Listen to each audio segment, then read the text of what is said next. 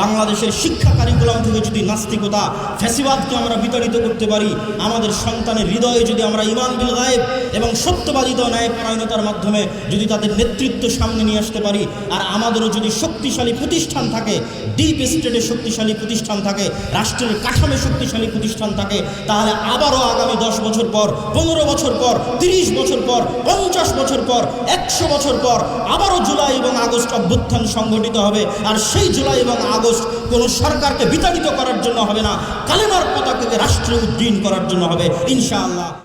আসসালামু আলাইকুম ওয়া রাহমাতুল্লাহি ওয়া বারাকাতুহু।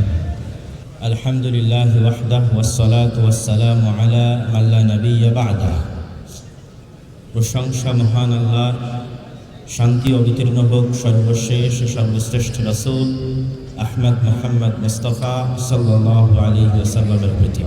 আজকে বাংলাদেশের ইতিহাসে এক ব্যতিক্রমধর্মী এই আয়োজন, যেখানে বাংলাদেশের রাজনৈতিক অরাজনৈতিক বিভিন্ন ঘরানার আলেম এবং ওলামা, ছাত্র জনতা এবং নেতৃবৃন্দ উপস্থিত হয়েছে।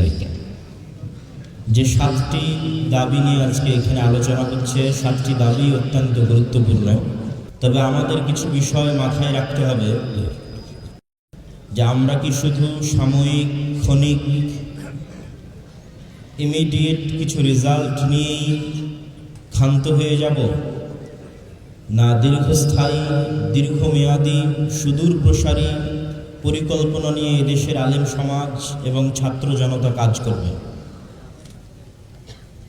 আপনাদের একটি বিষয় মাথায় রাখতে হবে যে 24 জুলাই আগস্ট গণ অভ্যুত্থানে এদেশের ধর্মপ্রাণ মুসলমান জনগণ এবং ছাত্র, মাদ্রাসার আলেম এবং ওলামাদের ব্যাপক অবদান এবং ভূমিকা ছিল।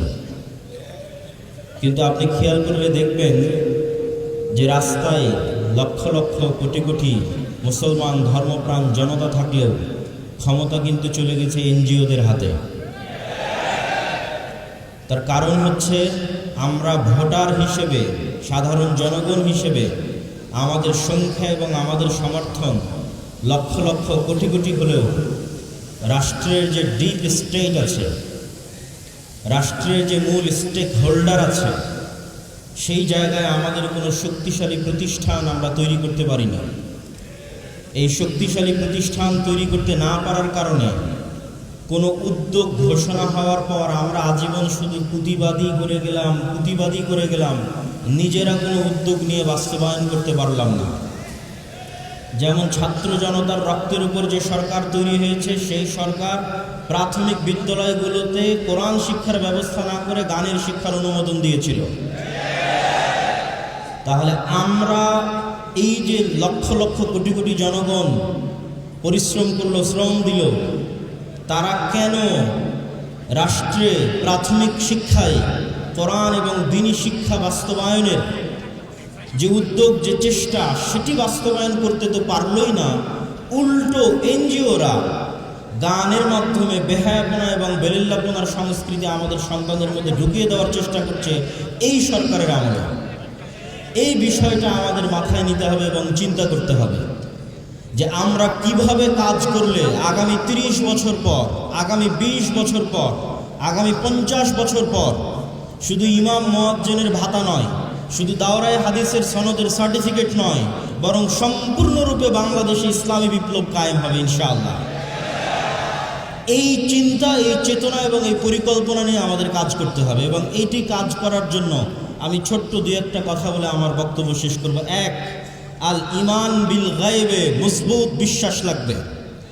আপনি শুধু দুনিয়াবী কার্যকরণের সূত্র দিয়ে যদি বিজয় অর্জন করতে যান, তাহলে আজকে আমরা যত দুর্বল, আজকে গাজার মানুষ যত দুর্বল, তার চেয়ে বেশি দুর্বল ছিল মুসা আলাইহিস সালাতু ওয়াস সালাম ফেরাউনের নিকটে। কিন্তু মুসা আলাইহিস সালাতু ওয়াস সালামের ইমান বিল গায়বে বিশ্বাস ছিল।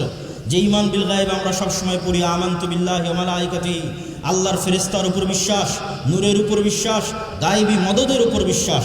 আপনারা চোখের সামনে দেখেছেন 16 বছরের ফ্যাসিবাদ কিভাবে আল্লাহর গায়বী মদদে পতন ঘটেছে। এই গায়বী মদদ যদি আপনি চোখের সামনে দেখে থাকেন, তাহলে কেন বিশ্বাস করবেন না যে আল্লাহর গায়বী মদদে এদেশে একদিন পূর্ণাঙ্গ ইসলামিক বিপ্লব প্রতিষ্ঠিত হবে ইনশাআল্লাহ। এটার উপর আপনার ইয়াকিন থাকতে হবে যে আল্লাহ সুবহানাহু ওয়া তাআলা চাইলে আপনাকে সাহায্য করতে পারে। 2, প্রকৃত নেতৃত্বের বিকাশ ঘটানো। প্রকৃত নেতৃত্ব কোথায় থেকে আসবে? ন্যায়পরায়ণতা এবং সত্যবাদিতা হচ্ছে নেতৃত্বের অঙ্কুরোদ্গম, নেতৃত্বের বীজ ঘর। আল্লাহ যত নবী, যত রাসূল পাঠিয়েছে, প্রত্যেক নবী, প্রত্যেক রাসূল জন্মগত সত্যবাদী, জন্মগত আমানতদার, জন্মগত ন্যায়পরায়ণ। মূসা আলাইহিস সালাম যদি বানু ইসরাঈলদের সাথে বড় হতেন, উনিও বানু ইসরাঈলের স্বভাবে প্রভাবিত হতেন, কেননা গোলামের স্বভাব সবসময় সংকীর্ণ মনে হয়। এই জন্য মূসা আলাইহিস সালামকে আল্লাহ ফেরাউনের বাড়িতে লালিত পালিত করেছে, যাতে মূসা আলাইহিস সালামের সত্যবাদিতা, ন্যায়পরায়ণতা, আমানতদারিতায় চুল পরিমাণ কমতি তৈরি না হয়। কিন্তু দুঃখজনক হলেও সত্য, আমরা আজকে যারা মসজিদ মাদ্রাসার সাথে সম্পৃক্ত আছি, আমরা আজকে যারা আলেম ওলামা আছি, তারা আমাদের সমাজে যেহেতু অর্থনৈতিকভাবে সংকীর্ণ জীবনযাপন করি, ফলত অনেক ক্ষেত্রে সত্যবাদিতা এবং ন্যায়পরায়ণতার মাপকাঠিতে আমরা উত্তীর্ণ হতে পারি না।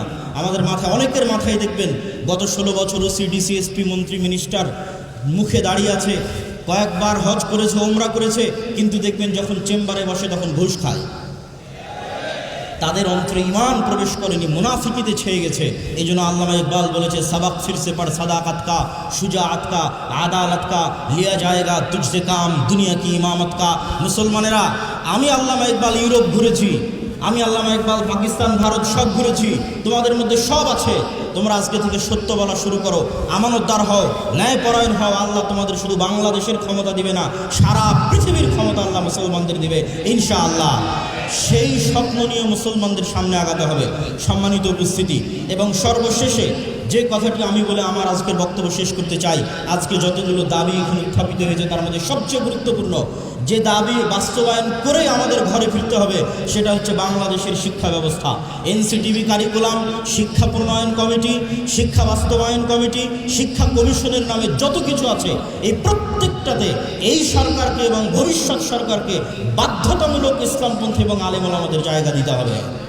এই একটা দাবিতে যদি আমরা শক্ত থাকি, বাংলাদেশের শিক্ষা কারিকুলাম থেকে যদি নাস্তিকতা, ফ্যাসিবাদকে আমরা বিতাড়িত করতে পারি, আমাদের সন্তানের হৃদয়ে যদি আমরা ঈমান বিল গায়েব এবং সত্যবাদিতা, ন্যায়পরায়ণতার মাধ্যমে যদি তাদের নেতৃত্ব সামনে নিয়ে আসতে পারি, আর আমাদেরও যদি শক্তিশালী প্রতিষ্ঠান থাকে, ডিপ স্টেটে শক্তিশালী প্রতিষ্ঠান থাকে, রাষ্ট্রের কাঠামে শক্তিশালী প্রতিষ্ঠান থাকে, তাহলে আবারও আগামী 10 বছর পর, 15 বছর পর, 30 বছর পর, 50 বছর পর, 100 বছর পর আবারও জুলাই এবং আগস্ট অভ্যুত্থান সংগঠিত হবে। আর সেই জুলাই এবং আগস্ট কোনো সরকারকে বিতাড়িত করার জন্য হবে না, কালেমার পতাকাকে রাষ্ট্রে উদ্দীন করার জন্য হবে ইনশাআল্লাহ। ওয়া আখিরু দাওয়ানা আলহামদুলিল্লাহি রাব্বিল আলামিন। আসসালামু আলাইকুম ওয়া রাহমাতুল্লাহি ওয়া বারাকাতুহু।